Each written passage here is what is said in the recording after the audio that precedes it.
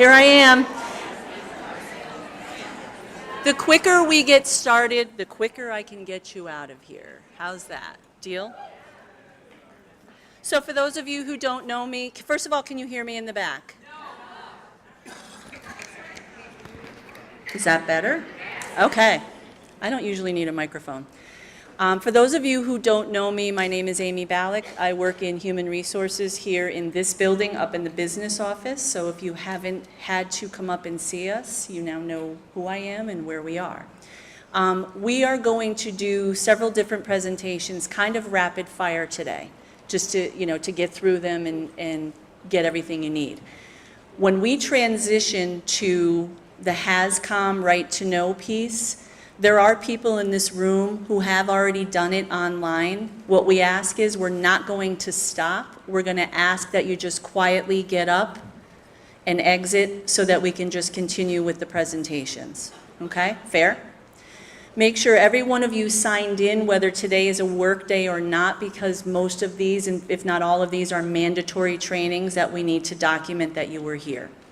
So those are the two housekeeping pieces. Okay? So without further ado, we have some changes this year to the trainings. This is hard to stay in front of this. To the trainings that we've been doing the last couple years. So I'm going to be doing the harassment workplace conduct piece, and then Judy Kehoe will take over for the ethics piece, and then so on throughout. There's going to be 4 different presentations. What we're going to talk about today really is your work environment, what it looks like when you're here, when things are good, when things are bad, all of those types of things. We're going to talk about harassment, hazing, bullying, all of those types of behaviors, ethical conduct, which will be the second piece. We're not going to so much touch on the use of sick leave, but I'll remind you of some things in that. There's going to be a technology presentation about basically smart use of the equipment that you have here. And everyone here, if you are a regular staff person, should have email by now. And if you haven't been trained on that, we will get you the information that you need. But that's a primary method of communication. And then free speech, again, kind of goes with the work environment. So what we're going to do basically is talk to you today about what's expected. Okay, a lot of this is common sense. There are people every day who do exactly what they're supposed to do in the world, come into the workplace, behave appropriately. We want you to know if something is happening that you feel is inappropriate or you're uncomfortable with, what you're supposed to do. We will address those concerns. Any sexual or other unlawful harassing behavior. What we see in this district is not so much sexual harassment, but other types of harassment. People just, and we'll talk about the scale that progresses through. And then we will help you work through those situations. So if you're really struggling with someone in a relationship at work, and I don't mean that kind of relationship, I mean your work relationship, I can assist you, we can have a conversation and give you some tools to be able to figure that out. This is really strange because I can't see any faces, so I feel like I'm talking to no one. So basically, this slide kind of says it all. Today, the world is very different than it was even a couple years ago when I came here and started doing these trainings. We have anything from church leaders, the Me Too movement in Hollywood, with women and the treatment that they had in that industry, with the media moguls, corporate leaders, physicians. We all know about the Olympics and the scandals there, the college scandals, and then government officials, which unfortunately, when those things happen on a national level, whether it is prevalent in different environments, we all have to talk about it to make sure that you're aware of what your rights are and what the expected behavior is. So kind of sad that we have to have this. This is a new slide that Judy put together, but I think it's something that kind of gives us an idea of where we are today. And when you think back over the last year, there's a lot of this. There's a big change in New York State. There's a new sexual harassment law as of April 1st, you can see. Typically, if you are working within the scope of your job and having the interactions that you are supposed to be happening in the workplace, you will be defended by the district. In other words, the district, we have insurance and we would pay for a lawyer. And then any settlements, if you are acting in the course of your job. The big change in New York State, and obviously you know a lot about all of the elected officials and the things that are going on in the state, we are subject to the laws of New York State. The major change that you need to be aware of is if you are found guilty through a court proceeding, so if there's a suit brought against you that goes through a court process, if you are found guilty in that process, you are personally liable for any damages and attorney fees. That's a big change. And I want everybody to kind of just process that and be aware of it, because if you're doing the right thing, this really isn't ever going to affect you. But please be aware, circumstantially, we will, in the indemnification process through your job, provide that defense. But if it goes into another realm, that's where this law has changed. So just be aware of that. And again, the whole thing is, if you're doing the right thing, you're behaving appropriately, none of this will be an issue. Okay? The best option, as I just said, and we used to say, you don't have to love anyone you work with, you don't have to like them, you just have to work with them. Well, now we've had to add some things. So you don't have to like them, you don't even have to agree with their beliefs, and you don't have to condone their lifestyle. But you do have to work and engage with them at work. Treat them civilly and respectfully while you're at work. That's something that we struggle with sometimes, because if people have an opinion, sometimes it comes out at work. And this is the bulk of what I see in my office coming in as far as issues that people have with one another as staff. So what we often tell people is, does it really affect you personally, or do you really truly care what someone is doing or believes in on the outside of this district, outside the district walls, and choosing your behaviors based on that? So that's really what we're trying to get across to people, because there's a big cross-section. This is a big district. The public, the world itself, has so many different people with so many different beliefs, and we don't all subscribe to all of those beliefs or behaviors. But when you're here, that's the expectation, is that you're respectful. Okay, so that's really the bottom line with that. And again, if we're doing this, the harassment, sexual harassment pieces are non-existent, because we're doing the right thing no matter what. This is another new slide. What types of things might be sexual harassment? One of the first things that somebody said is, what's ogling? It's kind of like in the cartoons, the big goo-goo eyes where the eyes pop out of the head kind of thing. People talk about elevator eyes. And this goes both ways. This is male and female, vice versa. It doesn't necessarily go one particular way.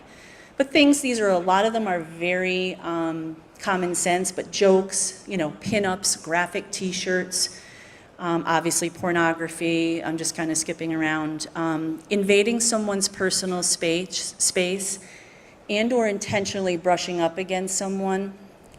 That is a bigger issue in today's world, because of all of the, I talk about it in your bubble. Is somebody in your bubble? You have your personal space. Some of you are more comfortable than others with someone being in your personal space. That is becoming something we are starting to talk about in the workplace, believe it or not. When people are reaching out or hugging people or whatever it is. And so you just need to be aware of those things more than in the past, because again, the whole paradigm is shifting. And the environments tend to be dictated by what I call the most sensitive person in the room. So just be aware, if you're talking about something that's in this realm, who's around, where you are, and what the perception of people around you might be, because they might find it offensive, and you just don't want to engage in that. And is it necessary to do it while you're at work? Okay? Everything I'm talking about is while you're at work in our spaces working. Okay? What you do in your private life, obviously is your business. But as far as conduct here, that's what we're talking about. When we talk about harassment, sexual harassment, there are two types. I'm sorry, I am absolutely melting. I'm getting a little distracted. Hostile environment, and then there's something called quid pro quo. All that means is this for that, and that's basically what we're talking about. So hostile environment means when you come to work, there's a pattern of inappropriate behavior. So that's what that means, and everybody uses that term, whether it's in the true definition or not. I'm in a hostile environment. My work environment is hostile. There's an assessment we have to make because a lot of times it used to be long-term, pervasive, ongoing types of things. Now that threshold has been brought down by these state laws to 3 times something happens, 2 to 3 times, 4 times, not 6 months or a year of the same kind of behavior. So those thresholds are coming backwards, meaning less, they're much more restrictive. So we need to be aware of those things too. It's not a year it's been going on and how did you not know about it kinds of things. Don't target anyone, if you're talking about particular groups or things like that. Just be aware of what you're saying. What is coming out of your mouth obviously is representative of you, but it also has an impact on other people. And that's really important. We all have our own biases, our own, beliefs. It doesn't mean that we have the right in the workplace to say all of them and make everyone feel a certain way because they don't believe in the same thing as we do or have the same context. So just be aware of that. And then again, if a supervisor or a coworker, obviously the quid pro quo, this for that, that's not a behavior that's acceptable. So if someone is saying, hey, if you do this, I'll give you an extra day off, or I'll do this or that. That's not appropriate behavior, and that's, I think, one of the most obvious, but the least occurring. Hostile environment is far more prevalent. So there's a lot of different types, as I mentioned a little bit before. Military status, obviously, a lot of these are in hiring. Genetic predisposition, we think that because someone has a particular family trait that they're not going to be at work because they have this particular situation. Marital status, they're married and now, we don't want to employ them because they're going to have kids and be out of work. Absolutely ridiculous things to have to say out loud, but these are things that in other places are forms of discrimination that actually happen. So just be aware of those. Most of these, again, are in the hiring process, but again, they're types. So,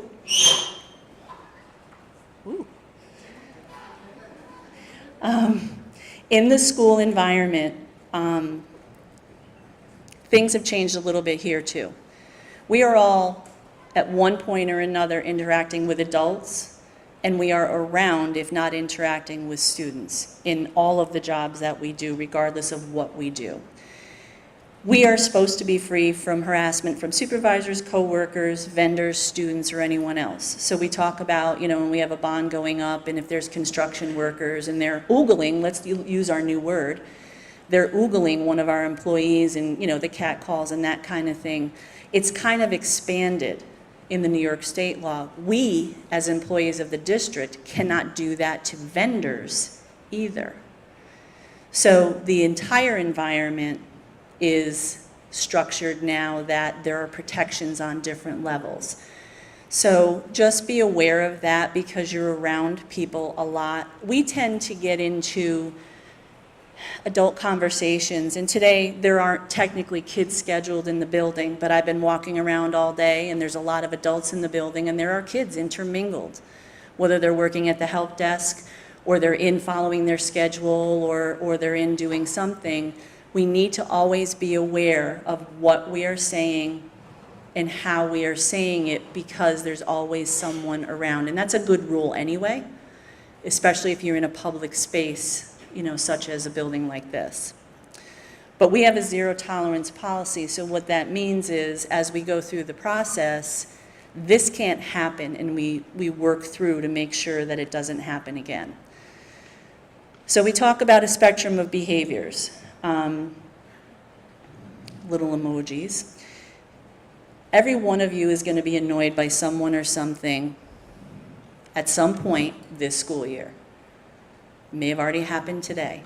Okay, there are people that just rub you the wrong way, say something you're like, oh, really? That's not a behavior that we're talking about, you know, in the spectrum of behaviors. Some people say something really stupid, and they realize afterwards it's inappropriate, moving to the yellow face. Inappropriate, but it's isolated. It's not something that happens every day. They're like, oh, I wish I could take that back. I didn't mean that, and they're done. Then you get into the pattern of inappropriate, and this is where most of you struggle. And I say that because the people that I've talked to and didn't know what to do, this is where you get to a point where you don't really know what to do. What I can tell you is you can talk to the person if they're giving you vibes or you're feeling uncomfortable, you can talk to them. If that doesn't work, you can talk to your supervisor.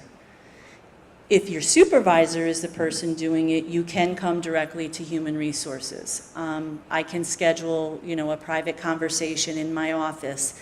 The point being, we do not want you to go through a situation that starts to affect you personally, your health, your psychological status. These things wear on people in different ways, and I see it. And you don't want to be like, well, nothing is going to happen, or that is not true here. If there's a behavior that's inappropriate, we will address it. And that goes back to the zero tolerance piece.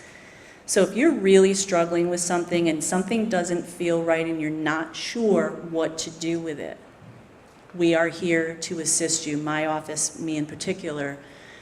Sometimes it happens at the same time, and Judy and I have to split up, and Judy will deal with one situation and I'll deal with the other. So we're never too busy if something is going on that you really feel you need to talk to someone about that's happening at work.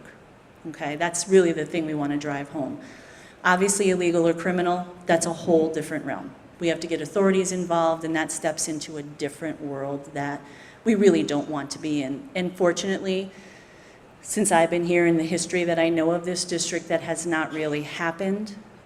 So we will hope to continue on that course. So, fostering a positive environment.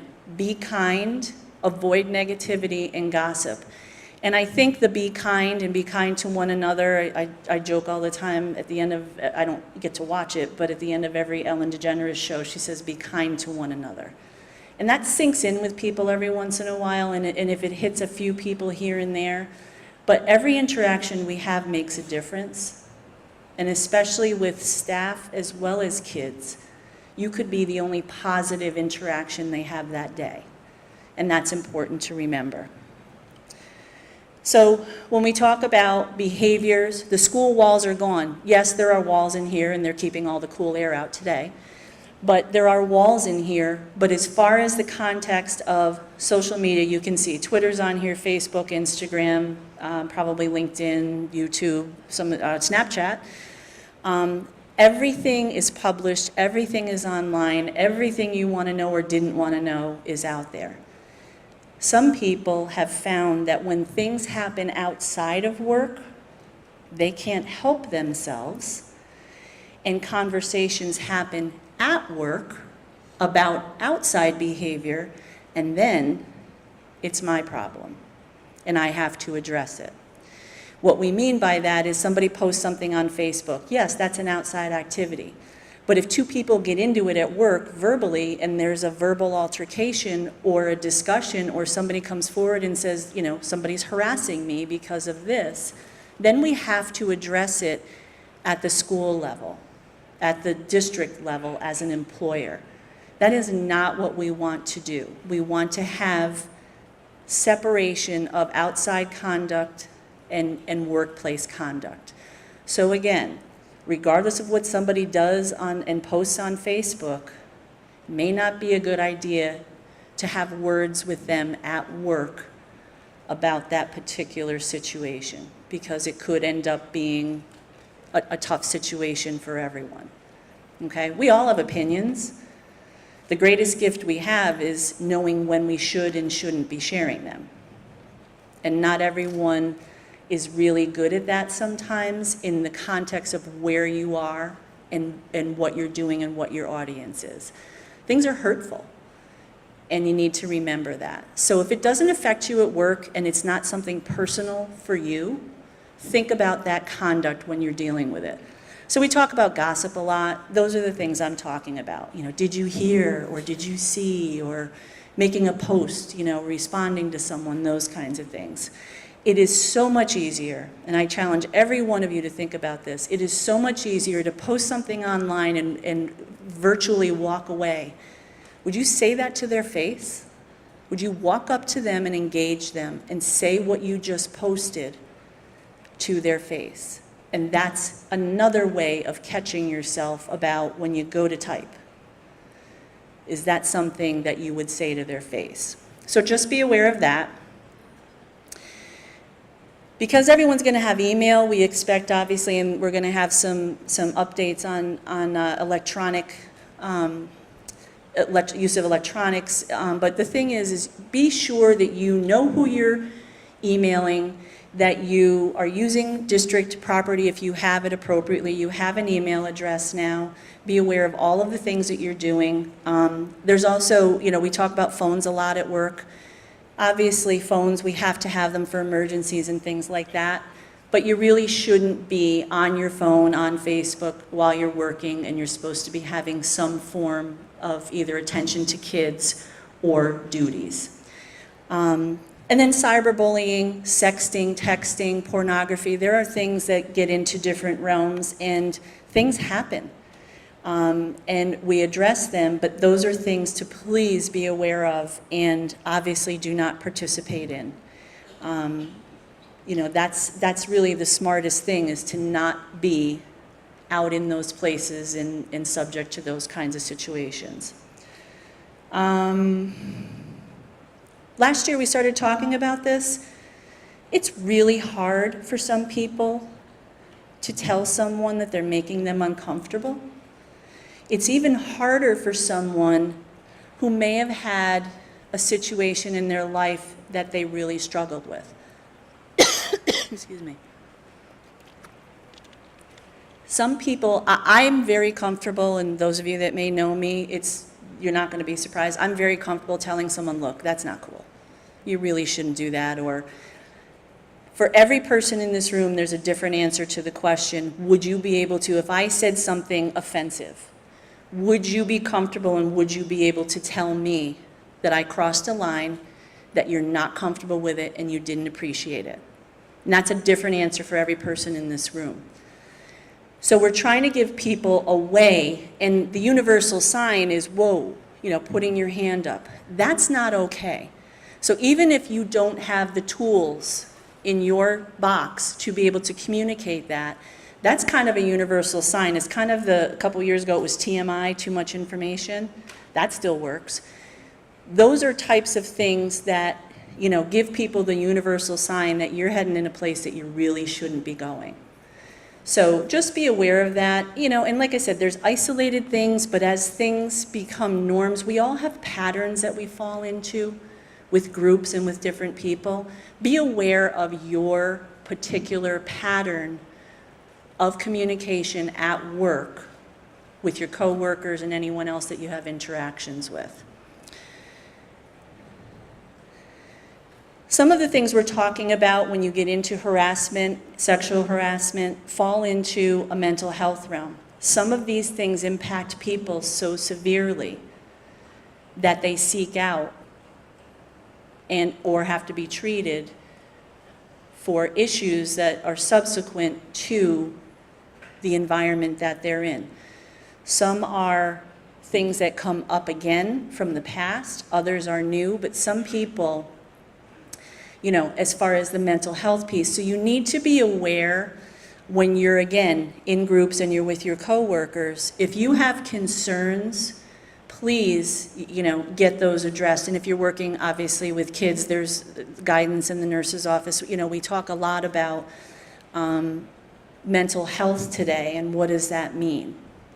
Well, what it means is not everyone is going to be perfect and perfectly mentally healthy, but what we want are people that are here, should be here, are making the right choices every day about being here, and when they are here, are appropriate and professional. It's as simple as that, and that's really all we're asking. So when you boil it down, that's kind of where you end up. But there are supports available. Again, remember, as a staff person, I'm available. We have EAP. We have a lot of different options. Don't feel lost, because it can, it can lead to much more damaging things for you. When we talk about claims, there's a process, obviously, for students. So for those of you who work with students, you're going to go to the department director or the principal, depending on what your job or your circumstance is, and then it follows a process.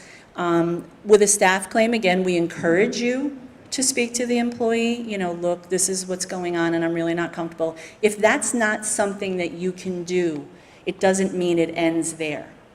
Then you can go to the next level. And I've actually had people stop up and say, I was here and I really just thought I would come and talk to you and I need help. So it's obviously not the chain of command, because if then we have to backtrack and make sure the department is aware. But you have options, and don't feel like you can't do anything if you're not comfortable at the levels, particularly with the staff claims. Kids, you just need to let your supervisor know, and that process moves from there. So we're kind of the first eyes as staff members with each other, as well as with kids. For those of you that are on the bus in the morning, those of you who take kids off the bus and have them all day, for those of you who are in the line, and kids are coming through in food service, you have contact with kids and you may not really realize how much you have. And that's why it's important. We're the eyes and the ears. When something happens, yes, there's a process here, but basically what happens is you come in, you talk to me, you say, or Judy, and you say, what's going on? I ask a lot of questions. Who's around? What's going on? How long has it been going on? What specifically has been said or has happened? Were there witnesses? Who else can I talk to? Okay? What I am not allowed to do in my role is, if you come in and report something, you can't say, but I don't want you to do anything about it. Because what I'm going to say to you is, I'm obligated to look into this. Okay? And the reason why it's important is because we need to get it resolved. So we look at, as it says here, we evaluate facts and circumstances. If it's employees, we've given counseling memos. We have other options through discipline if it's pervasive and significant. And then again, there's a student process that I'm not involved in, but it follows basically the same kind of course. Every situation is different. I've been in HR over 25 years. I've been in school HR for 18 years now. I've never had a fact pattern or a situation that's the same, and we're talking hundreds of investigations over all of those years, some bigger than others. Everything is individual, and we consider it that way. So I don't have a cookie cutter that I'm trying to place you in. You might be a square peg. I'm not trying to place you in a round hole. We are going to figure out what's going on, why, and how we can change that environment. So we look at the end of the day, is the conduct illegal? Is it inappropriate? Or is it okay, and why, and what can we do going forward to make you more comfortable? And that's really what I work with you on. The reason when I said before, I kind of paused because I knew this slide was coming up, is if you come in and you file a claim, we have a no retaliation process. What I say to people when I bring them in is, I do not want you to go to the person. I don't want you to apologize. I don't want you to go and try to negotiate with them. I don't want you to retaliate against them on any level. If they do, they understand that there's a consequence subsequent to the original consequence, depending on the circumstance. So you bring it forward, we will address it, and if anything happens in retaliation, we will go back and revisit it. So that's something to keep in mind. We will address it, and we should be able to get your situation resolved. And I've dealt with a lot of people, and I hope those of you that may have had the occasion to come through my office that you at least felt a little better and we were able to address what was going on. There is no "I'll get you for this." That's behavior that's unacceptable, and we're not going to tolerate that. So that's my part. Does anyone have any questions on this piece? And I can't see, so you're going to have to maybe just, no? It's, yep. If you're in a situation and you are on your break or you are on your lunch and you are with people that you consider your friends and you may tell a joke that's whatever, and someone walks by you and hears something that they feel is inappropriate, are we in the wrong? Does that give them the right to go to you and accuse us of using foul language or saying something inappropriate? Did everyone hear that, or should I repeat it? Basically, the question is, if you're on your break or your lunch and you're with your friends, and you're with people that you know, well, I'm going to say that you believe are your friends. There's the key. And I've been doing this a long time, so that's why I'm changing that. And you say something that might be, I'm going to say off color, whatever the terminology is, and somebody walks by or is in the vicinity and they're not comfortable with it, and they report it. What they should be doing really is talking to you about it and telling you, you know, that's, again, something I'm not comfortable with, but it doesn't mean it rises to the level of a harassment suit or a harassment claim. What it means is we've got some cleaning up to do, because one of the things I think I said earlier is, and maybe I didn't in it today, but the environment is dictated by the most sensitive person. So think about that. But the context that you're describing, what I would say is, let's be a little more careful. Let's make sure we know who's around, like I was saying before.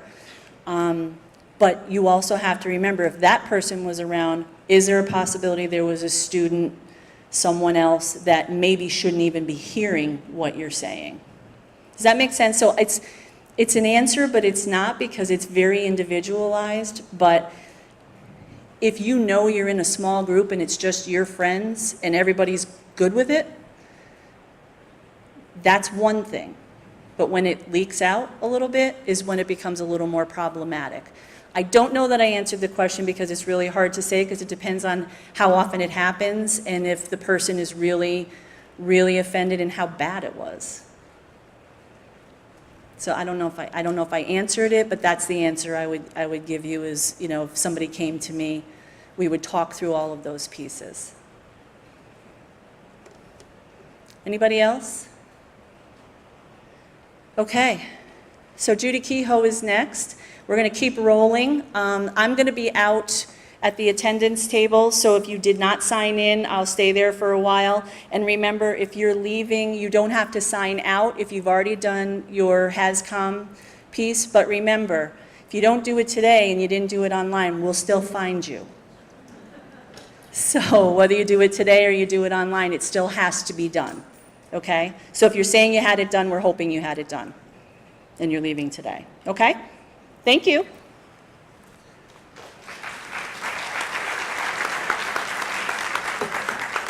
Thank you, Amy. As I think I had said last year, we're going to keep talking about this until we don't hear about it everywhere we turn. Put on the news at night, and you know, whether it's the state or the federal level. I've said before, as local government employees, we really feel like we're in a fishbowl. So, you know, to the question of somebody overheard you while you were on break, if we're in the school building and these conversations are happening, please just be super careful of the nature of those conversations. So be vigilant, be careful, and let's hopefully make it so we have fewer complaints or concerns raised by coworkers. I'm speaking second today, but if I was speaking first, I would have started with a welcome back. We really did miss seeing all of our 10-month staff. I hope you had great summer times and that you got away and recharged your batteries. If you worked our summer program over at Eagle, thank you. And on behalf of our kids, thank you. I know that program makes a huge difference for everybody. So we are very glad you're back, and I'll move through this piece of the presentation relatively quickly. There aren't too many new elements to this year. But again, we never want to assume that you know what is expected in the workplace, so we do want to cover it every year and just give you a refresher, okay? So we really do care about the quality of our workplace. We spend more time here than we do at home sometimes. Jody talked this morning about our work family. It really does feel like that, and we rally around one another, and we deal with some difficult issues with our students sometimes and within our buildings and departments, and it really, things work so much smoother when we are working together. So again, thank you for those efforts, and hopefully we have a successful, calm year. The conflicts of interest policy, this is a board-adopted policy, and this requires that we do this annual training. And there are a number of different elements within that policy, and again, the intent of this is to make sure that all of the actions that we take as a district are in alignment with not only this policy, but also the state and federal laws that it is modeled upon. One of the most important things that you will probably be exposed to is this no disclosure of confidential information. The student data, you've heard of FERPA, you're probably living that on a daily basis. Anything that we learn about our students or our families, we have to make sure that we are guarding that information and only speaking about it with appropriate staff people. So if you see a student who needs extra help with something, it's appropriate to talk to the teacher or the principal to work through that, but it shouldn't be a conversation that's occurring out in the grocery store. So have that discretion and do make sure that you maintain the confidentiality of all student-related information. The second point relates to any contracts that the board is awarding for services. You probably won't see this too frequently. The long and the short of it is if you happen to own a business and that business is about to get a contract from the school district, we have to disclose that information so that we make sure that that's been evaluated before we enter into that with board approval. That happens fairly infrequently. You also, this is based on state law, are not allowed to accept gifts that are worth more than $75 a year. And the reason for that is because a gift can sometimes be construed as influence. Somebody's trying to get you to do something special for their student that perhaps you might not otherwise do as part of your district conduct. So we have a few examples listed on the slide here, things to get you thinking about it as to what types of things that you might see. But ideally, parents will give you a token thank you. That's perfectly fine. I know around holiday times or towards the end of the year, people love what you do with their kids and they want to say thank you. So those types of token type gifts, the gift cards and things are all fine. If you have somebody who wants to give you something above that $75 limit, refer them to talk to your building principal. And typically what we would do is we would help the parent give a thank you to you as the staff member, but it would be something that would not benefit you personally, but rather would benefit the program as a whole. The other thing within the conflict of interest policy is to make sure that if you are doing some private employment, you have a job or a business outside of what you do here for the district, that you make sure that it doesn't conflict with the work that you do while you're here at the district. So if you have a side business, you want to make sure that the work that you're doing for that side business is all done while you're off duty. So whether it's consulting, childcare, any of that should not be tended to while you are on district time. Over the last few years, we've had a number of different situations that employees have brought to us because they said, I'm a little bit confused. I feel like this is a unique situation and I'm not sure what the right thing to do is. We do that consulting anytime you think you need it. And honestly, we would prefer that you have that conversation with us before you get into a situation that might in fact violate this policy. So don't be shy. There are a number of people who, within the policy, you can go to, and whether it's your departmental supervisor, myself as the chief business officer, HR, or Jody as superintendent, we're all happy to help guide you through those questions that you might have.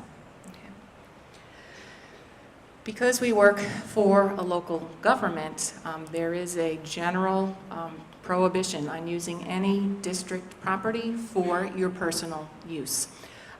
Private sector can do these types of things, and in fact, many times it's encouraged, but when we're in a local government, such as the school, we cannot do that. So any district tools or supplies need to stay on district property and be used for school business. There shouldn't be any tools going home with employees, any district supplies. I put the feminine hygiene products up there kind of as a tongue-in-cheek. Also new this year from New York State is the requirement that the district provide these feminine hygiene products to all of our middle school and high school students. So we're going to have them around and in the facilities. So obviously that is intended for student use, and that is another example of what would stay here. Photocopying, you shouldn't be bringing in any team rosters or flyers or things like that to make copies on the district copiers. It should be all for Bethlehem Central student needs. If school property, supplies, equipment is used for personal use, that can at a minimum be considered misconduct, and depending on the scale of it, could ultimately be fraud. I was horrified. I don't know if you saw the news clipping. Over in Connecticut, there were two sisters who worked for the food service department, and one of them was at a middle school, the other was at a high school, and apparently they had zero internal controls. Over the course of about 7 years, they estimated that the two sisters stole $500,000 from their district. So clearly that's not appropriate. That would be calling in the police. So, you know, whether it's district cash, district supplies, use of time, obviously if you're here working, you need to be focused on student efforts, and you should be coming in on time, you should be limiting breaks, and those are all examples of the types of things that you need to be doing so that, again, everybody is above board. Sick time. We put this up in the presentation last year, and I wanted to put this up again because many people don't even think about this until they're going through some kind of a serious health crisis. And when people come to see us, we want to help them through those tough times, and it's a whole lot easier when employees actually have a bank of sick leave available to them to help. So while you are having a health condition and you are, if you have sick leave, even though you might be out recuperating, when you have the sick leave, you're in full pay status. And that means that you're able to continue getting a paycheck, which is super important for people. It also means that if you have health insurance, you're able to continue your health insurance. Family health insurance plans cost about $24,000 a year. So if you run out of paid time and you need to cover that, you can still participate in the district's group plan through something called COBRA, but you have to pay 100% of those premiums. And we really, that's just not an option for most people. So we encourage people to keep that sick leave available, save your personal time if you can. Anything that is not used, for instance, on your personal time, rolls over each year into your sick leave, and your sick leave just keeps building up. When you one day retire from the district after hopefully more than 35 years of service, any of that leftover time gets reported into the retirement system, and that beefs up your calculated pension benefit. And if you have more than the system's limit for accrued sick leave, it actually goes into a little bank just for you that gets to be used to pay your retiree health insurance. So it really, nothing is ever lost. We want to see it be there for you to use if you are having any issues. If you are out with an illness or an injury for more than 3 days, you will be getting a letter from Amy Ballack, which will be asking you to provide medical information, support from your physician, essentially. And that gives us information so that we know what to expect relative to your time off needs, how long you'll be out, whether there will be any other follow-up appointments or things like that. So watch for that if you're in that situation. And again, I hope not, for each of your sakes. District email. Everybody has an email account now. We hope that you're getting used to using that. It really is a fabulous communication tool. I know that's how we're sharing information on any health insurance, open enrollment, and any other district benefits. You should be checking this every day. It doesn't take long, but it really is your opportunity to make sure you're fully informed on what you need to be aware of. Remember that the district email, again, this is one of those things that's unique because we are a local government. We're subject to FOIL, which stands for Freedom of Information laws, and that means that any person can submit a FOIL request to the district and ask to see certain records. Emails are considered one of those records, so we really want to remind people of that, and there should not be anything in your emails going back and forth to anybody that you would be embarrassed if somebody was seeing. Try to keep them factual and make sure that it's used appropriately. It should not be used for any kind of, bullying or tormenting of your coworkers. So do keep it to district-only business, and those records we have to save for 7 years. So you think you delete it and it goes away, and not so much. It is something that is saved, so do know that you should be careful when you're using that. Personal cell phone use, Amy had touched on this earlier. Again, if you have an emergency, you've got something going on with a family member, or you're expecting a doctor to call, obviously we would expect you are a whole person. You're going to need to be communicating with that. But do make sure that you keep that to a minimum, and for the most part, please try to keep that restricted to your break times so that it doesn't conflict with your serving of the students. We thankfully don't see this too often, and we hope that you all never do, but we do like to put this reminder here. Another perk of working for a local government: if an employee is arrested, not convicted, simply arrested for something, the information gets transmitted from the local law enforcement agency up to state ed, and then a little form letter comes to Jody Monroe as the superintendent. And that usually takes a few days following the arrest, but it is something that we are absolutely notified of. And the reason that we are is because, again, we're serving children, so we have a higher standard. We want to make sure that what occurred is not going to negatively influence our students. So if you drive a school bus and you get arrested for shoplifting, it's probably not going to affect your employment, certainly not when you're at the arrested status as opposed to convicted. But if you're driving a school bus and you get a DWI, that's going to be a concern to us for obvious reasons. So don't be concerned if you have an arrest, but do know that you need to report it to a supervisor and then up to HR so that we can work with you and make this assessment. It's far better for us to hear directly from you before we get that notice from state ed. It just helps us address it and respond to it sooner rather than later. Because we are in a school, we do have this higher standard, and there are some limitations that apply to your speech in a school environment, whether you're in a classroom, whether you're in a hallway, or whether you're in a break room. We should not be hearing profanities or any kind of lewd speech, discriminatory speech. You never know. In the example that you had given in the last session, you never know who's walking by. And we want to make sure that we're not getting those types of complaints based on something that our staff has done. So think carefully and weigh whether it needs to be said in the school environment, and then we'll hopefully be on firmer footing. Also, as a reminder, the new electronic handbook is here. So you all received notices on that at the end of last school year.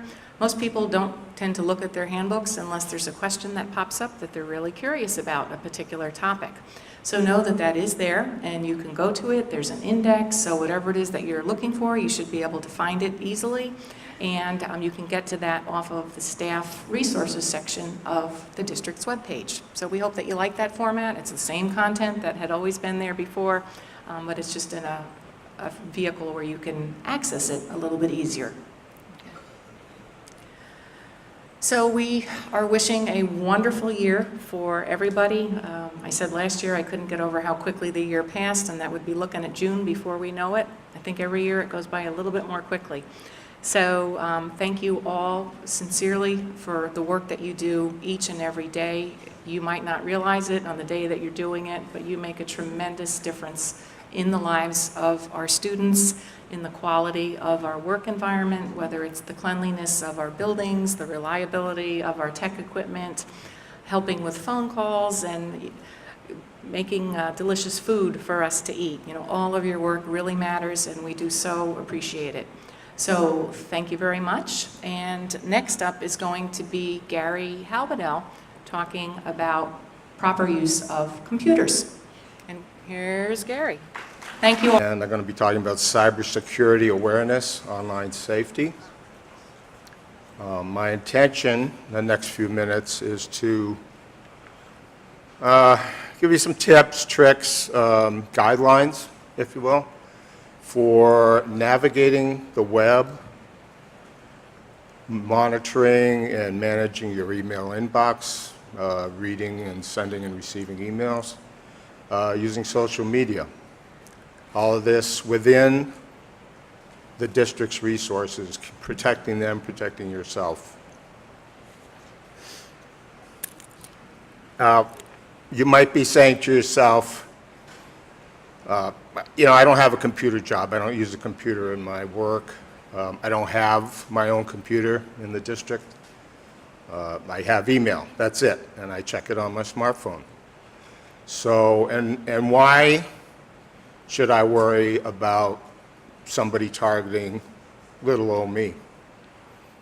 Well, one thing that is going to be important here, this is not, all this information I'm going to give you is not just applies to protecting the district, but it's applies to you personally, to your home network, to you as a person. So it's important there.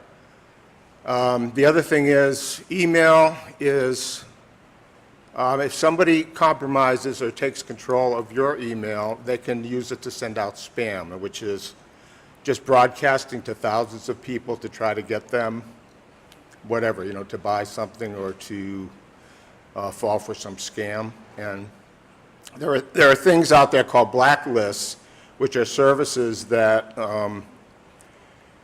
identify locations that spam is coming from. So if you are compromised and somebody's sending spam out from your email account and you don't know it, it's really the district that is being identified as a spam provider or whatever. And the blacklist will possibly block parents and students' personal addresses from getting email from the district. And this has actually happened a couple times. This is the most common thing that happens here.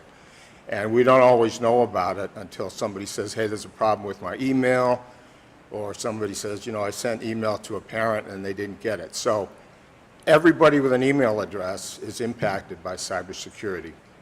The other thing is you personally have an identity. And to cyber criminals, identity is worth money. If people get enough information about you, let's say you don't even use credit cards. Say I don't have credit. I pay cash for everything. Somebody can get enough information from you to take out credit cards, open up lines of credit. You could be thousands of dollars in debt before you even know it. So, yes, it matters to you. The other thing you might be asking is like, hey, You're the computer guy, aren't you supposed to be protecting us from this stuff? And you're right, we do everything that we can, the IT department. We look at all technology solutions. We have firewalls, we have web filters, antivirus. We have everything that's appropriate and effective in a technological sense to protect the district and you from cybercrime. But the cyber criminals are well aware of this, and they know that it's much easier to trick you or me into just letting them in. You have access, you have an email account, you have a password. This is called social engineering. It's just a modern term for a con. You know, a confidence scheme, a confidence game perpetrated by confidence artists, con men. But they're called hackers or cyber criminals today. Social engineering is manipulating, deceiving you, tricking you into doing something. What? Taking some action. Clicking on a link, downloading a file, running a program, giving out information. And why? So that the bad guys can get something, can make some profit, but it's harmful to you. It takes something away from you. Money, identity, information away from you, benefits the bad guys. The prime way this is done nowadays is through what's called phishing, and usually phishing is done with emails. They get personal information, login credentials, social security numbers. Their intent is to get you to download and execute malware, which we'll describe and explain a little bit later. Gain access to the district's resources, steal money, or just disrupt the activities in the district. Now, if you've been here over the last couple of years and have had email, you've probably seen, sometimes it seems like every day I've sent out notices say, here's an email, and I look something like this. It's going around the district, and it's malicious. Don't click on it. Don't download anything. Don't give it out any information. And if you have, please let us know right away. You may have seen a lot of these. This is one I received this while I was preparing this. This was in my junk mail, so I pulled it up as an example. The first thing, when you get an email, it's not expected. It's probably claims to be from the IT department. They want you to do something, usually put in some information, your password or something like that. First thing to look at up in the top, who is it from? This is from Douglas Barr at Saddleback EDU. I don't know a Douglas Barr. I don't know where Saddleback EDU is. It's not BethlehemCentral.org. So if it's not, the IT department is going to be sending you something from BethlehemCentral.org. Also, we recently implemented a new help desk system, so you'll see things from ServiceNow. So if it's not those, it's definitely not your local IT department. The other thing is, even if it is BethlehemCentral.org, that's easy to fake. So the important thing to remember is the IT department will never send email asking you to put your password in or any personal information. That's the most important thing to remember. The second thing is, you'll see where it says click here, if there may be active links, so they'd be highlighted in blue. If you click it, it goes somewhere, it goes to the website. Don't click it. If you hover over that, if you're on a computer and you hover over it with a mouse, it'll show you where it actually goes, which in this case, you can see in the lower left-hand corner, goes to some random, strange-looking location. That's a tip-off if there's something wrong with that. It could say anything. It could say, click here. It could say Bank of America. It could say, Citizens Bank. It could say anything. It doesn't matter what it says there. If you hover over it, it says where it really goes to. Phishing doesn't have to be an email like that. It can be more professional. Here's an example that's PayPal. It could, just an example, it could be anything. I've seen Hallmark cards. You have a Hallmark card. It looks very professional. It's very easy to take all of the official company graphics right off the website and use them so they look good. But if you don't expect it, and they're here asking for email address and a password, that's a no-no. Your bank account number, credit card number and expiration date, this unfortunately doesn't go to PayPal. This goes to some address in Russia. So, like I said, this is just an example. It could be anything. The thing is, if you're not expecting something, immediately your radar should go up. So the red flags for email. You don't recognize the sender. It's not BethlehemSchools.org. Or if it is BethlehemSchools.org and you recognize the sender, if it's unusual or out of character, for example, the help desk will never ask for your password, then you should be suspicious. If there's a hyperlink, like click here, and you go over it and it's a different address, that's a red flag. It contains an attachment, and the sender's asking you to open it. The content is suspicious. They're trying to pressure you into doing something, saying some dire event will happen. You'll lose access to something. Bad grammar or spelling errors. Attachments are when you get an email and there's a file, so there's something else to click. A lot of times you'll see a little paper clip. Don't download it and don't open it. It can contain viruses, malware, anything that's unsolicited. So you might get even photos or pictures or claims to be a photo. Those can be hacked. They can contain malware. So again, if you don't recognize who it's from, even if it's something tantalizing that, something about a celebrity or saying something about you, is trying to get you to click it, don't open it. It could contain malware and affect your computer or your phone. So common mistakes are people think we have antivirus and that'll protect me if I open it. Well, antivirus is only about 20% effective these days because malware creators and hackers have gotten so adept at getting around that. They have very limited effectiveness. You can't count on that. Assuming that it's from somebody you know. Again, just because it says it's somebody you know, email accounts can be hacked, contact lists can be stolen and downloaded. That doesn't mean it is who you know or who you think it is. Best thing to do if you're not sure is verify. Pick up the phone and verify it, or send it a separate email directly to the person. Don't reply to that email. I mentioned malware. Malware is malicious software. It doesn't always look like it's something evil. It might look pleasant. It might look friendly or helpful. The intent of malware is to steal passwords, control your computer, can even turn on a webcam or a microphone and eavesdrop on you without you being aware of it. It also, one of the biggest threats today is called ransomware. Just briefly, it uses something called encryption. Encryption in a positive sense is scrambles data so that nobody can open it except for you. They can't read it.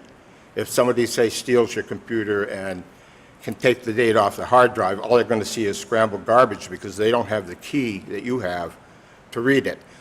The negative use of it in ransomware, you download an attachment and run a program, it scrambles your data and everything on the district you have access to, and the bad guy has the key, and they will say, if you want your data, you want the key, send us 300 in Bitcoin or 500 or 800, whatever it is in Bitcoin. And the FBI and local law enforcement will definitely advise you not to pay it because you encourage it, you make it profitable, you encourage that. And secondly, more and more people are paying the ransom and they don't get their files anyhow. What do they care? What does the criminal care? They got their money. Spear phishing is targeting a particular person. So phishing just kind of is blanket like a shotgun approach or a machine gun approach. It's going to send it to thousands of random people and hopefully somebody will bite. Spear phishing is going to target somebody like your financial officer or something like that. And what they will do is research, like on social media. One reason you want to be careful what you post on social media. They'll find out about the person. I had a presentation by the local FBI here in Albany that, and this was a local case, somebody wanted to target a financial officer for a company, and they did their research, social media or whatever, public records. Identified his mother, found his mother's network was not well secured, using, probably Wi-Fi that had very weak passwords and so on. Easily broke into her network, and in the course of observing her activity, saw that she frequently sent family photos to this guy at work. So they infected all the photos with malware. She sends it to the CFO at work. He opens the picture. Bingo, got him. Game over. So that's why everybody is important, because you are maybe a stepping stone to somebody else. You might be a stepping stone to somewhere deeper in the network that has more valuable information that somebody wants.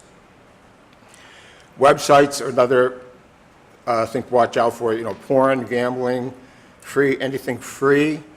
A lot of times there's what's called malvertising, malicious advertising.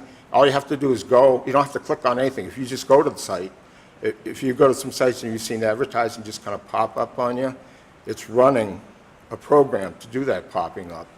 And it's very common for the bad guys to slip malicious, in the guise of advertising, malicious software into a website.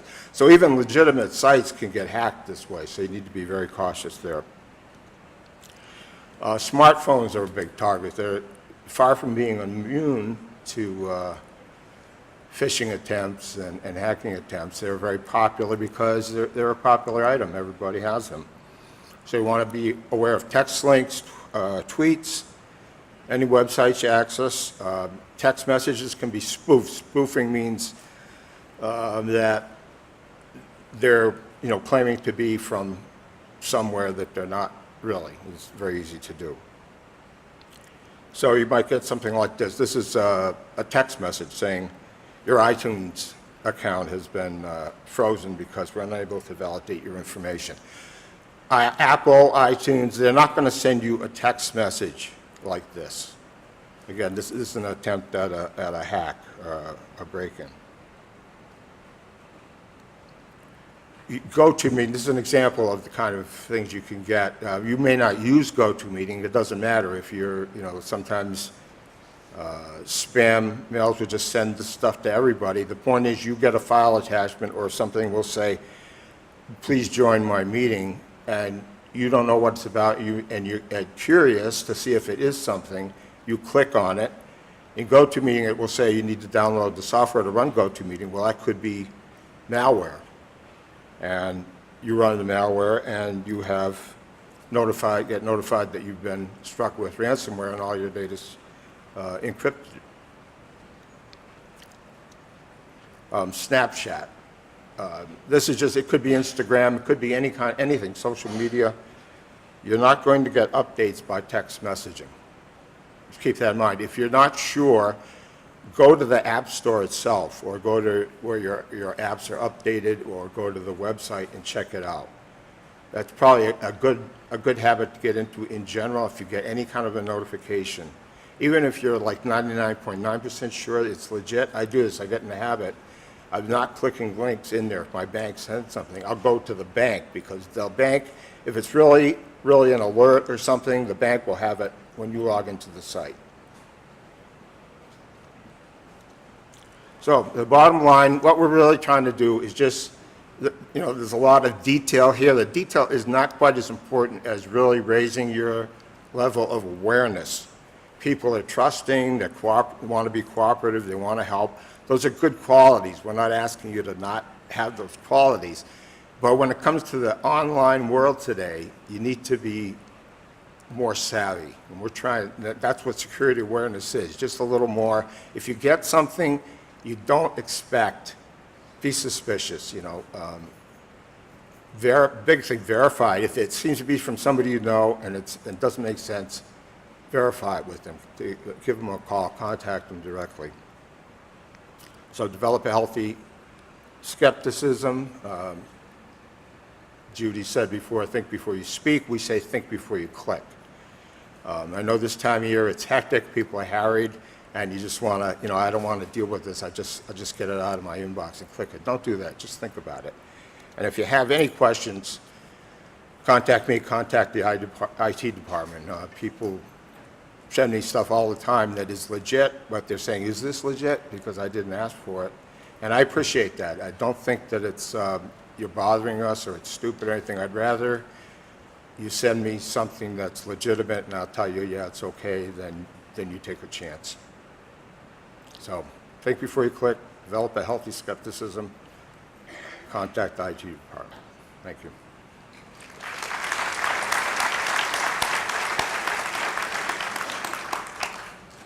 Coming out, and I know it's hot, I know it's late, so we're going to try to get through this as quickly and painlessly as possible.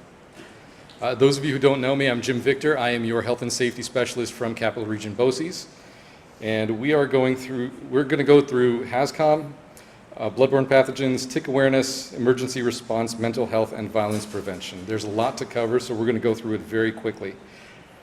You have a lot of rights in the workplace. You have a right to look at the written plans that we have, chemical inventory, SDSs, get information on products that you work with, refuse to work with something that you don't know what it is or what the hazards are. You have a right to file a complaint with DOL if there are issues that cannot be resolved. The HAZCOM standard was actually changed to the Globally Harmonized System, or GHS. Some terms got changed around. Right to know became right to understand. Safety data sheets, it used to be called material safety data sheets. They decided M was too difficult to remember, so they made it safety data sheets. The bottom line of that is everybody is now playing by the same rules throughout everything in the world.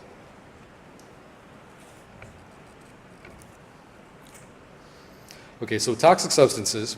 Can everybody hear me okay? All right. What is a toxic substance? It's anything that's listed on the NIOSH registry, and that amounts to over 85,000 things out there. Some of those you may not even think are toxic, but they're on the list. The difference between acute and chronic health effects. Acute means that it's a high level of exposure over a short amount of time.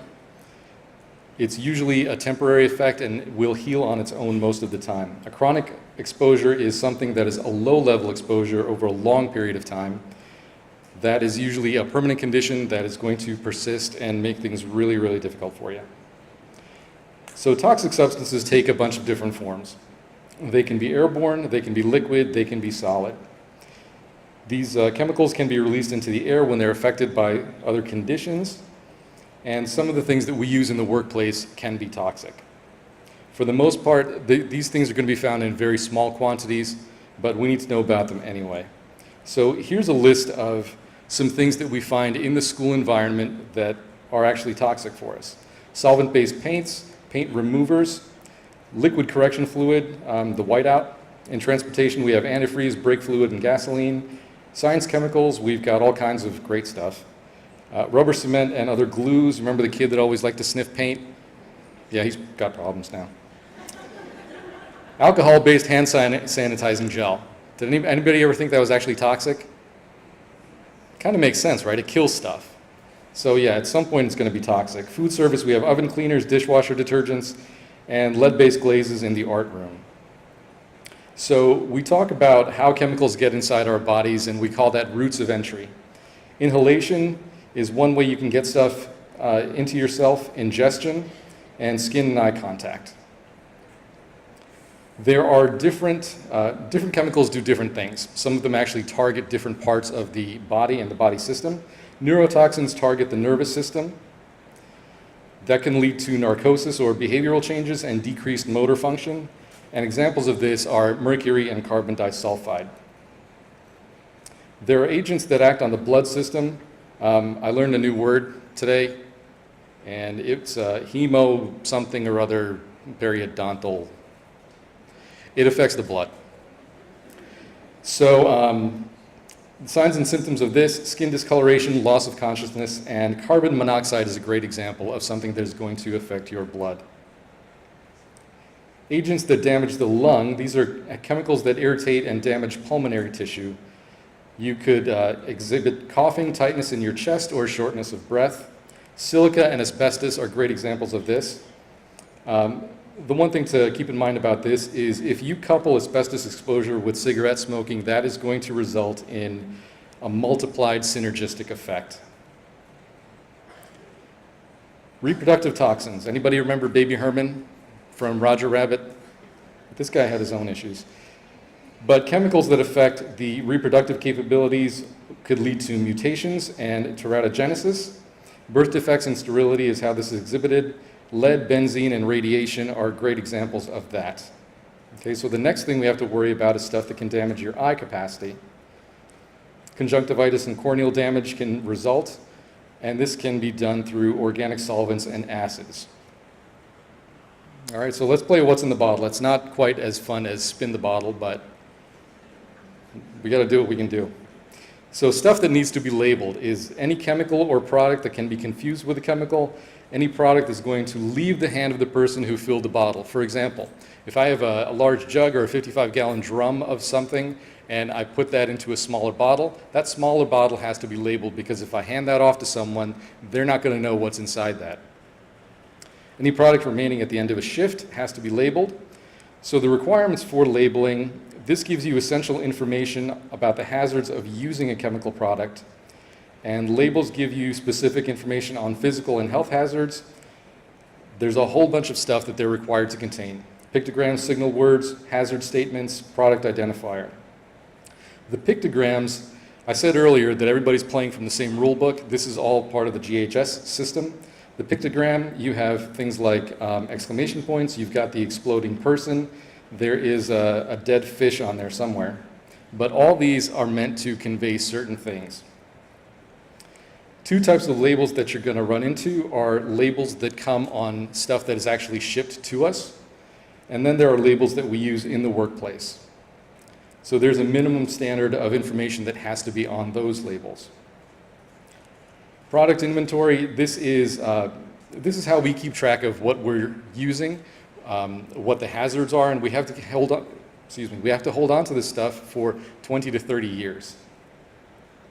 Safety data sheets, remember we dropped the M, so it's now the SDS.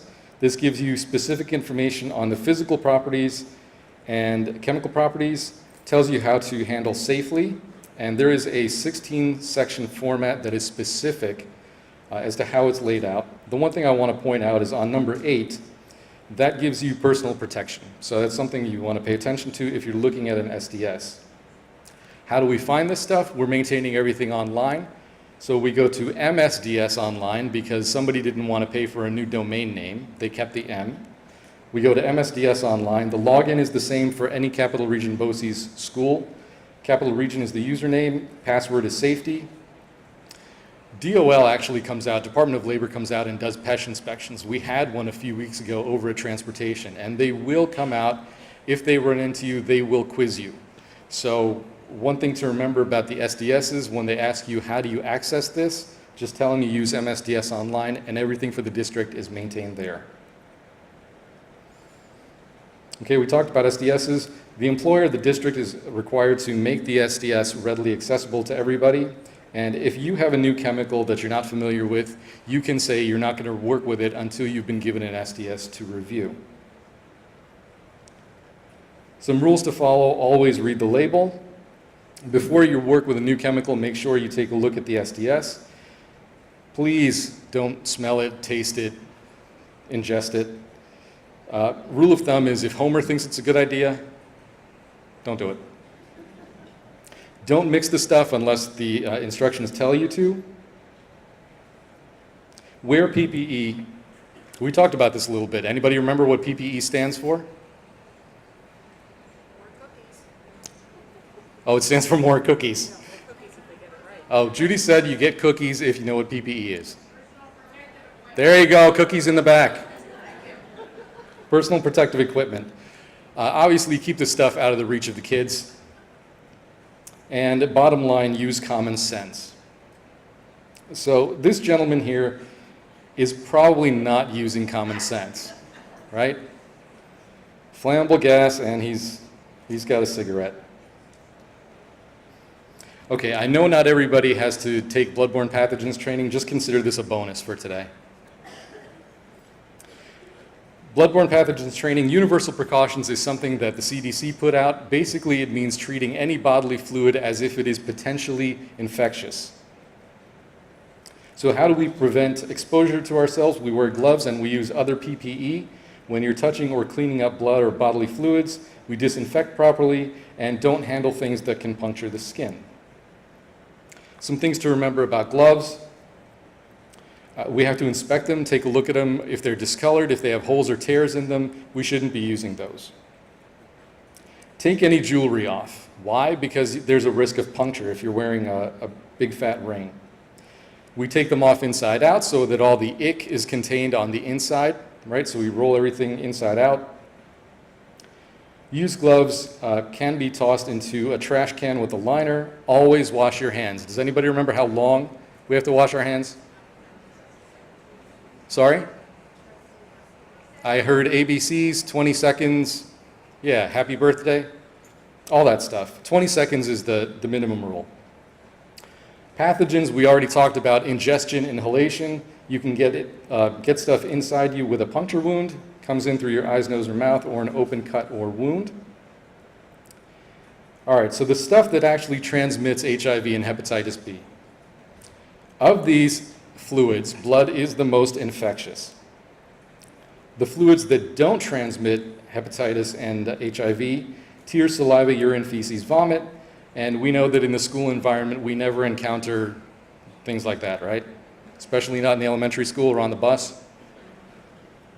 The thing to keep in mind is even though those particular fluids don't transmit viruses, there could be hidden blood in there. So again, we go back to universal precautions and we treat everything as if it is infectious.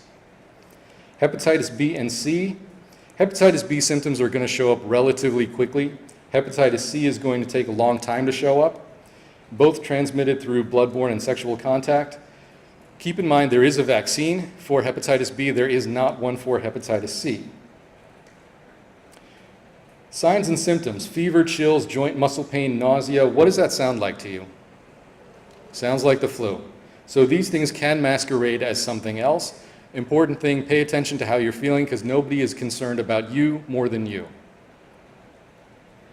Acute hepatitis, signs and symptoms are going to range from mild to severe. Chronic hepatitis is anything that persists for 6 months or longer. And if you're looking like this fella, then you might want to go talk to a doctor. All right, hepatitis B, 40 times more infectious than HIV. The important thing to remember is it can survive dried at room temperature for 7 days. HIV is going to be killed off in an hour outside of a host. Hepatitis B is going to stick around for a while. We mentioned there's a vaccine, 3 shots in the arm over the course of 6 months. It's going to feel like you got a shot. Offered free to designated staff, so that's coaches, nurses, custodians, cleaners, other folks that we specify in our exposure control plan. The post-exposure treatment is made from baker's yeast, so if you have an allergy to yeast, probably something you don't want to get. Once you've gotten the shots, you are assumed to be immune, and there are some conditions under which you should get a post-shot titer test. Should be done within 1 to 2 months of the last vaccine. The thing to remember about that is if you opt for the pre-vaccine, that is paid for. If you go for the post-vaccine, that's not paid for. Potential exposure should be reported to your supervisor. They will then probably contact the nurse, probably make it my problem as well. So when someone else's ick gets into us, that's how we get infected, okay? There is medical evaluation and counseling available to anyone who is exposed. If you decide not to go that route, there is a form that you have to sign. So good hygiene is going to protect you not only from hepatitis B, HIV, all those kinds of things, but the common cold, the flu, and a whole bunch of other illnesses. So wash your hands frequently, recite the ABCs twice, that way you can make sure that you're completely clean. Hand sanitizers, we mentioned, are toxic because they kill things, but it is not a substitute for soap and water, okay? It's not going to work to sanitize your hands if your hands are grimy. At that point, all you've got is sanitized dirt. So remember soap and water, 20 seconds, you're good to go. So if you slide off of this particular slide, you might need to use soap and water. Sanitizer's not going to cut it for falling into this pit. Everybody awake so far? It's really hard to see you guys. Okay, I heard some muttering. All right, Lyme disease. This is not just for folks that are going to be outside working, not just for our custodians and maintenance staff. We all are potentially exposed to Lyme disease and ticks, no matter where we are. So this is good information for everybody. Things to remember in general: wear light-colored clothing if you're in areas with tall grass. Remember that ticks are opportunistic feeders.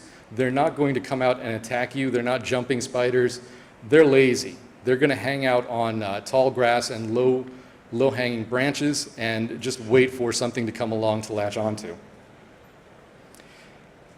There is a video I'm going to show you in a second about how to properly remove ticks. The important thing is use a fine-tipped tweezer, not that spade that you use for getting ticks off your dog. And the video will talk about this. Ticks are common in New York State, and they can carry disease. So it's important to check for ticks and know how to promptly remove a tick if you find one attached. First, you'll need a pair of fine-tipped tweezers, like these.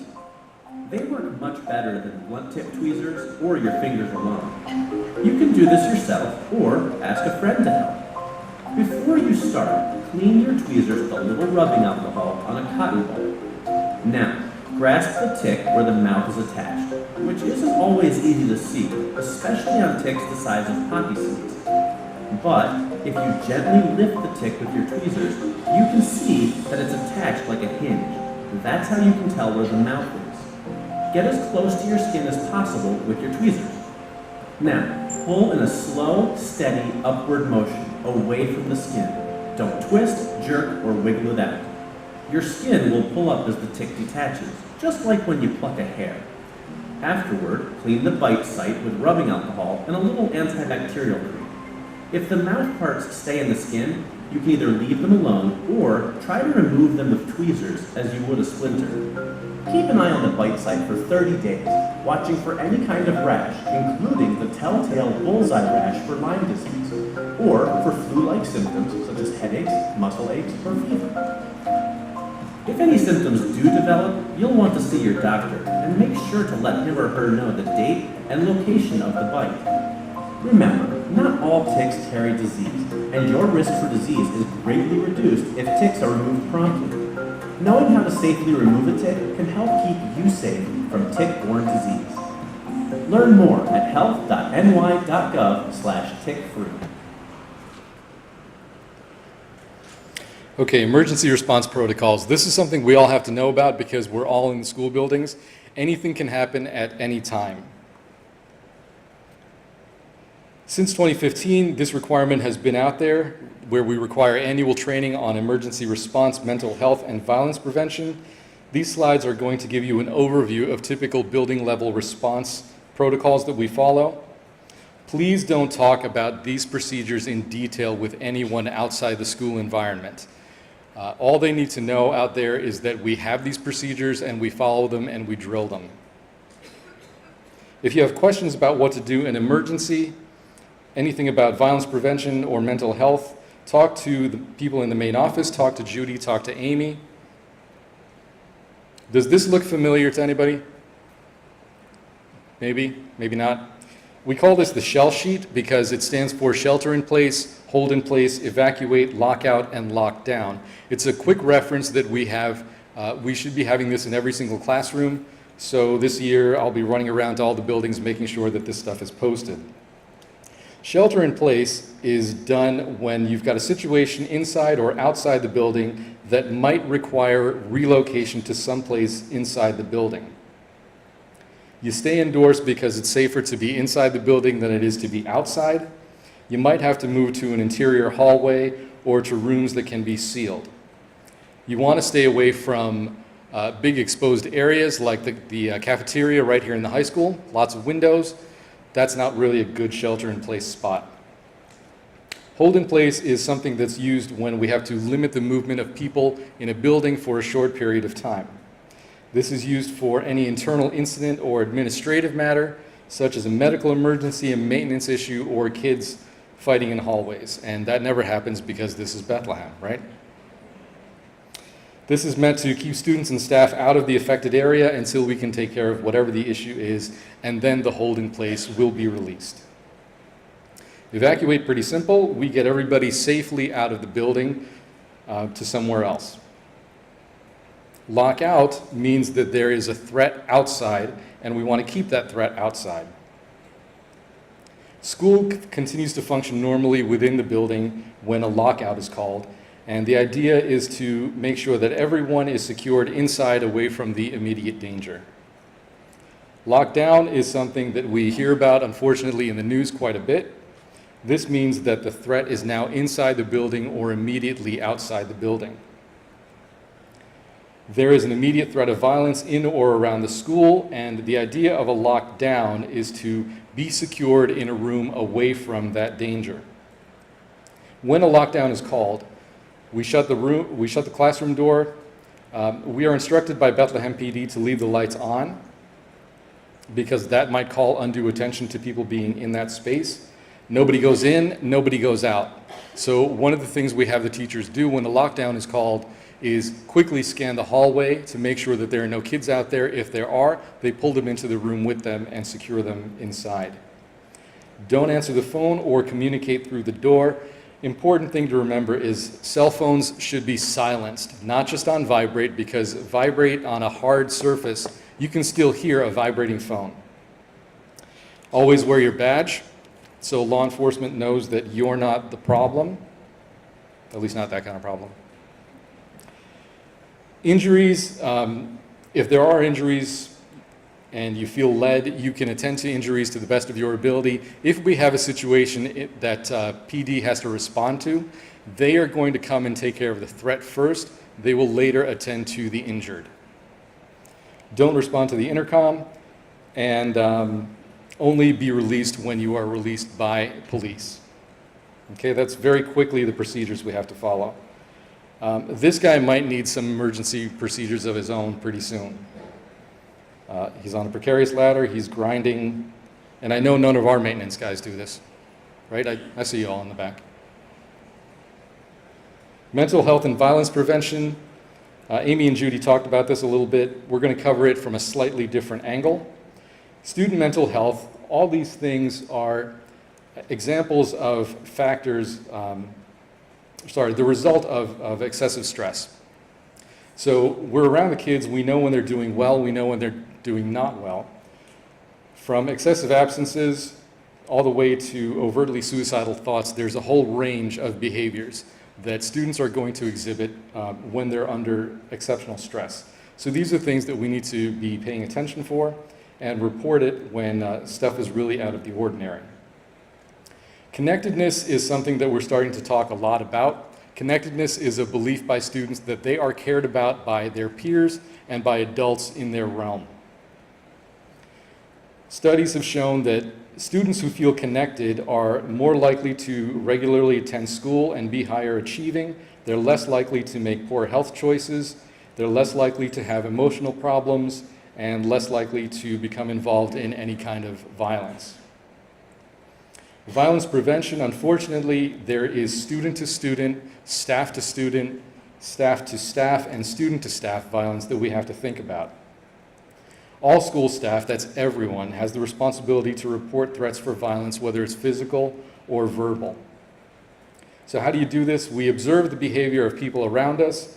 Things to be aware of are withdrawal from social situations, feelings of being persecuted, low interest in school, poor performance, uncontrolled anger. There's a whole slew of behaviors to pay attention to.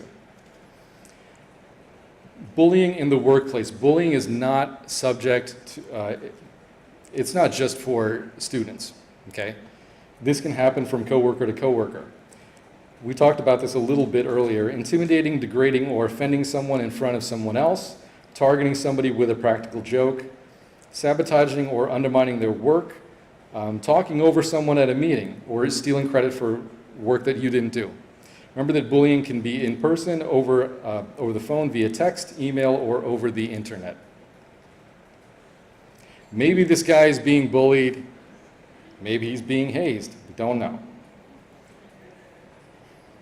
Any questions on anything? I know this was your favorite part of the whole presentation. You guys are free to go.